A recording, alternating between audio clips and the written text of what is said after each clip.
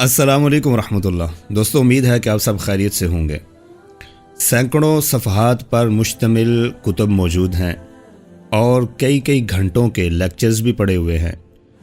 کئی سال غور و فکر اور تدبر کے بعد مرتب کیے گئے اصول بھی موجود ہیں کہ انسان اپنی زندگی میں کوئی بندہ کامیاب کیسے ہو سکتا ہے، ترقی کیسے کر سکتا ہے۔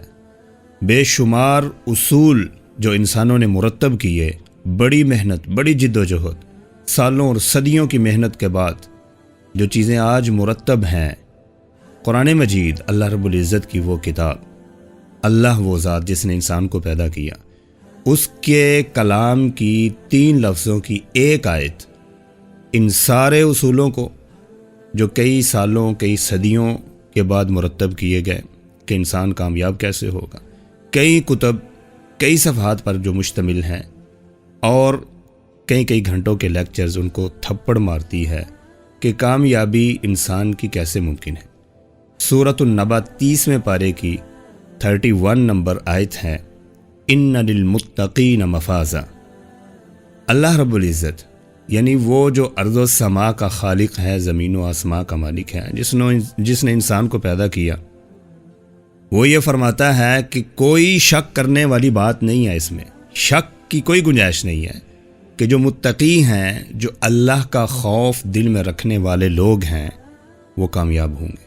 اس میں شک نہیں کرنا۔ کامیابی صرف ان کا مقدر ہے جو اللہ کا خوف اپنے دل میں تھام کر قدم اٹھاتے ہیں، اپنی دہلیز سے باہر نکلتے ہیں اور وہ کام کرتے ہیں۔ کتنا بڑا اور کتنا گہرا اصول ہے اللہ رب العزت کی کلام کا۔ انسان غور کرے کہ واقعتاً اگر دل میں اللہ کا خوف آ جائے تو انسان کے سارے اصول، سارے کام اور اس کے سارے کرتوت سیدھے ہو جاتے ہیں، جس کی بنا پر معاشرہ بھی ترقی کرتا ہے۔ انسان نے بذات خود تو نہیں کرنا ہے۔ رسول اللہ صلی اللہ علیہ وسلم نے بیان کیا، اتق اللہ حیث ما کنت، تو نے اللہ سے ڈرنا ہے جہاں کہیں بھی تو ہے، جس حالت میں، جس کیفیت میں تو ہے، تو نے اللہ سے ڈرنا ہے۔ اگر یہ فلسفہ انسان کے دماغ میں داخل ہو جائے، اسے اس کا علم ہو جائے کہ یہ کتنی بڑی بات ہے، تو یقین مانے انسان کی کامیابی کو کوئی روک نہیں سکتا۔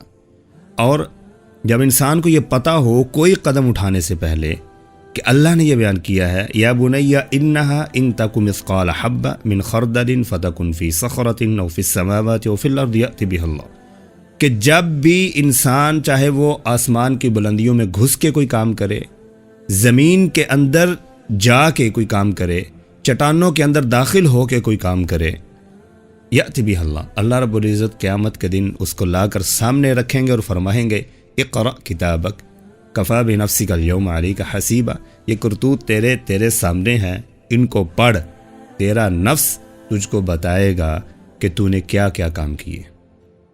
جب یہ فلسفہ، یہ بات، یہ اللہ کا خوف انسان کے دل میں آ جائے تو کتنی بڑی یہ بات ہے، کتنا گہرا یہ فلسفہ ہے۔